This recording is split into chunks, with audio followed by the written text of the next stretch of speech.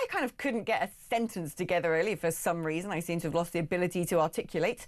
But at least I was in a cheerful mood. That was until the arrival of Benedict Spence, who has come in like a little ball of thunder. Yeah. Good morning to you. That is what the tube does to you. Assalamu alaikum. That is what the tube does to you. And I know it. We were just doing the advert break. He was just like, I'm leaving. I can't do this anymore. I'm getting out of London. What is the point? I've had so many days. I've had enough. I've had nothing. Days you set off early, somebody pulls an alarm, somebody jumps in front of a train, somebody moves between, they mess about, all that sort of thing. Well, we come Days from you set we come off from the late, same part of London, don't we, essentially? Yeah. A similar part of London where we have to cross London. And so it's literally like tombola. Sometimes you get on the tube and there's no one on it because everyone's working from home. And you're like, oh my God, I actually get to sit down. Other days, they're pushing you in like sardines. You can't even move down the platform. Someone's bag gets stuck in a door. And there are going to be people, on and on and on. Lots of people and are you listening. Can't predict it. Lots of people are listening to this who don't live in London, and they'll be thinking, oh, well, that's all very well for you. But at the very least, the cost of living is lower in other parts of the country that you don't feel like you can't feel TfL physically reaching into your wallet and taking your money out. And it might be TfL, but it might just be somebody doing that, because that's now a thing. Since when did that become a thing again? My rental price has gone up. It's doubled in 4 years. Unbelievable. Doubled in 4 years. Unbelievable. And this is the thing. I know so many people moving out of London now, me included. I'm getting out. Yeah. I hate it. You know, you can't afford to live here. No, you can't. And then you're likely to be stabbed on your way trying to buy something in a shop, or, you know, harassed by a man. People think that, you know, we're egging this. Like, how many times you've been the victim of a phone theft? How many times have you also seen it happening? Oh, you witness it every week. On the main road near where I live, where you've got a load of little grocery stores, where I used to just wander into, they're all boarded up. Oh, yeah, you people have to now go come in into and steal. in and out of the same entrance because of the level of looting. Yeah. And it's, you stand in there every day looting. Yeah, you see this regularly. People just go in and they take it. Yeah, and they just take it. And they barge past you, elbow into you. It's a nightmare. It's awful. And you know, it ties into the story that I was talking about just before you came in, which is Every admits it will lose 22,000 UK parcels every day, which is well, it's a lot basically, 8 million a year.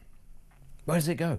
And well, I'll tell you where it goes. Bermuda Triangle. Where does it go? They get nicked. Yeah. The level of just theft at the moment in London, the level of theft, harassment, violence, I mean, I used to live in various parts of Africa. I mean, we're like Mogadishu now in some parts of London. It's just lawless. Well, at least there was swift justice in Mogadishu. And it costs you £1 Brazilian to live here. And yeah, I'm with you. So there you go. That is why Benedict is annoyed today, and I share in his pain. Right, let's speak to William, who's in, the beautiful leafy Tunbridge Wells. Hiya, William. Has levels of lawlessness gone up in Tunbridge Wells? Are you still immune from it? Oh, we're not too bad in Tunbridge Wells. It's not good, but it's not. We can't complain really. It's nowhere like London. Good, yeah. London, meet family from the north. We don't bother anymore. It's marches and idiocy everywhere you go in there, and just don't feel safe. No, well, you're not safe. Really phoning up was I just can't believe President Trumpsky siding with Putin and saying that Ukraine started the war. Every day something unbelievable comes out into the news. Yeah, I mean, this is the thing. So, you know, I'm glad Benedict's here because he's always my anchor. He's my port in a storm where I get confused about what I should think on situations. And so, Benedict, you know, I was saying earlier that I'm a big fan of Trump. I love a bit of Trump. I was over for inauguration, wearing my MAGA hat. I think a lot of what's going on in America is so important and sets political cover for Europe to follow suit. When J.D. Vance pointed his finger at Europe at that Munich Security Conference and said, actually, I'm more worried about you guys and the way you're governing your own countries, I was like, yes, son, that needed to be said. And the fallout from that was exactly what you'd expect. What a grown man crying and everyone applauding it, and then everyone else rolling their eyes and going, he doesn't know what he's talking about. But equal gender representation at the Munich Security Conference, that was something that the crying man actually brought up as something to look forward to. He was wearing a Nehru shirt. You're like, you already know. No, that's a traditional sort of Alpine German thing. Oh, was it? Yes. I thought it was like one of those I'm not sure how the two have become a thing, but no, that's actually what they do wear. along that. You can find those things in some of the finer tailoring establishments in London. It's a bit trendy these days. Not that you'll catch me wearing that. But let's go back to this, because when people are saying Trump's going to talk to Putin, I was like, good, someone's got to move things along and speak to the man. It's the only way to do it. Also, a lot of the Europeans going, wow, Ukraine should be in NATO. I'm like, that's going to be a Russian red line. So it's for the birds if you think Russia's going to sign off on a deal that looks like that. Of course, it was nonsense when Starmer was saying, I'm committing to putting British peacekeepers in Ukraine, because that's a surefire way of making sure that there is no peace to keep. Right. Because they'll just say, absolutely not. Right. And I've always said that Europe has to be circumspect about what it was trying to do in Ukraine before Maidan, flooding the country with propaganda, come and join the EU, making this very clear. The CIA were all part of that. They were using Ukraine as a proxy battle between the West and Russia, right? Colour revolution, that sort of thing as well. It's a tried and tested playbook. And there's no, even though obviously Russia are the ones that started the military campaign, no question about that. The red lines that had been established between Russia and the West over the future of Ukraine, let's be very clear, they were up to all sorts of things to try. Disarm yourselves of nuclear weapons, we're going to do this, we're going to do that, we're not going to expand NATO. And it's not just because the West are really nice people, you know? It's because Ukraine has an awful lot in the way of raw mineral resources, uranium production. It is an important country for food and for fertilizers. There is a reason that both Russia and Europe and the United States want it. And a large part of this attempt now to get a peace is so that Trump feels, at the very least, that perhaps not the West, but certainly the United States, will at least get a portion of that wealth. It's the same thing with what he's doing with Canada, with Denmark and with Greenland. It's all about the attempt to acquire natural resources, which is, of course... To push back against China. Which is exactly what Russia has also been doing, again, to push back against China. As you pointed out, in Sahel, across the world, that's what all of Wagner's expeditions are up to. It's about trying to secure natural resources, mineral wealth, for the future in a multipolar world, where it's basically Russia trying to compete with the United States and China. But what William said is, I agree with William, which is, I get all the strategy behind it. I really do, more than anybody. Well, not more than anybody, that's an exaggeration. But I really do get the strategy behind it, more than most, let's say. More than if you take the whole global population. You in the war room, I guess, more than anybody. Alex with her satellites on top of her house. No, I do understand all the nuances, which, you know, we get sold things in such stupid tropes, and then when someone, I remember when Nigel Farage turned around and said, well, you know, there's a point of there's a good point to make about NATO expansionism and Putin saying he doesn't like that ages ago.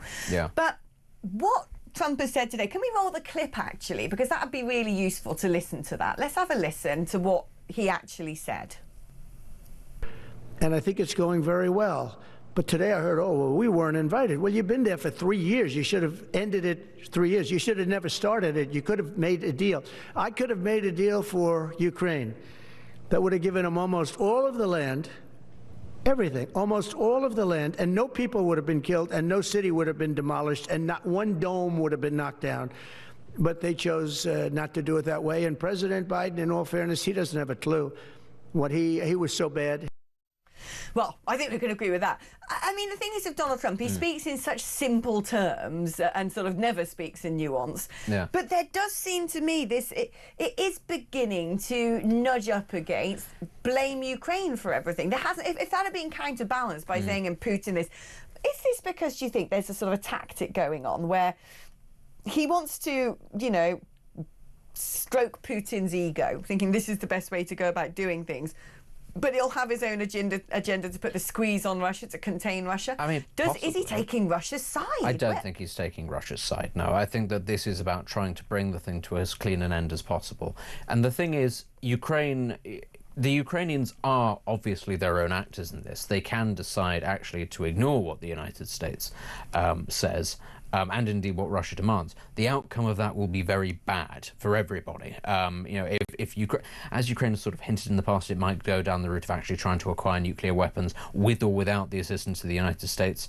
You know, these things are increasingly easy to do, and it would be a way, I suppose, of putting Russia on notice, but that would likely escalate the conflict. But it could do that if it wanted to, and that's something that it's been threatening to do. It's also threatened to attack Russia's oil infrastructure directly, which again would damage Ukraine, but it would damage the West an awful lot as well. That's something that they want to avoid. But it is, if you pardon the pun, the questions of, do we try to hit the nuclear button to really ratchet up the tension in the interests of trying to maintain our own sovereignty, our own freedom? Because let's be very clear, any peace that's imposed on Ukraine is going to be incredibly painful for them to take from both sides. They will lose territory to the Russians. They will become a client state of the US, unless, of course, the US decides to turn around to the Europeans and go, well, this is your mess, you can have this, which they might do. If Putin gets what he wants right now, the east of the country, there's a lot of mineral wealth there, and if he gets that coastline and essentially is able to control the Black Sea, well, we're in trouble. That's why Ukraine wants. That's why Ukraine wants Turkey to be part of this conversation, because Turkey is actually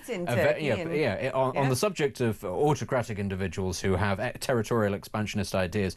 Turkey is just one of those powers, and actually has quite a good track record of shooting down Russian planes and Russia not doing anything about it, because it's not an insignificant military power. So that's why they want them involved in the conversation, not just the United States. They want somebody else with skin in the game. But the reality is, as things currently stand, Ukraine isn't going to get that territory back. Russia's got it.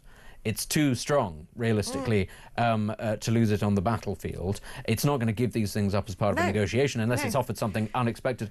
And the thing is, there was a window. Let's be very clear about this. There was a window in which Western countries could have helped Ukraine to push the Russians back. Probably would have done it very successfully. And they fumbled it so badly. They didn't put strong enough sanctions on. Even now, Germany... Well, I wouldn't even say the sanctions. I think the sanctions have always been a bit of a misnomer, because other countries were always going to go, you can do business. India has done very well out of sanctions on Russia. Kazakhstan has done fantastically. China has made a lot of money. Iran has done fantastically out of this. All the countries that you wouldn't want, really, are having a great old time because of these sanctions. Actually, it was about giving them the equipment in the first place, whilst they had the manpower, and go use it on Russian territory. Push them back, hit them hard. But they're don't worry. You can't provoke Putin. Well, exactly, you can't do that. Even though the Germans saying, don't use our weapons. Even though, of course, Recep Tayyip Erdogan, when he saw a Russian plane in his airspace, just went bang, okay, down it goes, and the Russians did not, in fact, launch World War III. They went, and also what we have serious. seen, actually, if Russia was as big and mighty military as it says it is, it wouldn't have made this wouldn't have become a war of attrition. Exactly. There was, as I say, there was a window, but this is why now you've got the Europeans wringing their hands going, oh no, isn't it terrible that the Americans are pulling the funding? Are you going to do it yourselves? Nah, probably not. Well, basically, everyone, it is a screaming mess, and Lord knows where we go from here. We live in very precarious times indeed.